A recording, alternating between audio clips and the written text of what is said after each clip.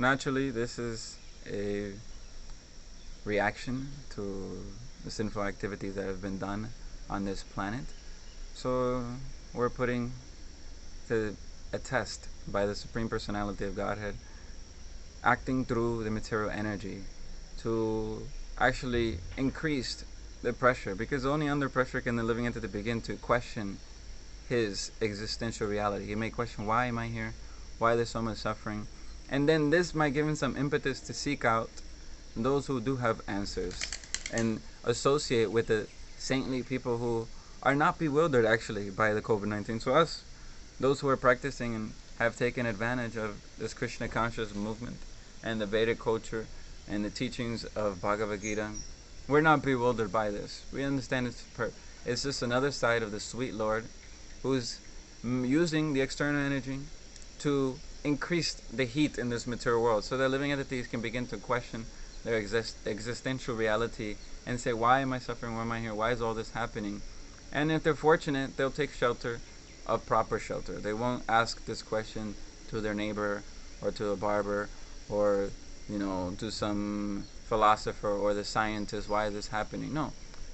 The scientists may give some material reason why it's happening, but they won't really give you the actual reason, which is ultimately because we don't belong in this temporary material world, and we are making useless plans to try to make it comfortable.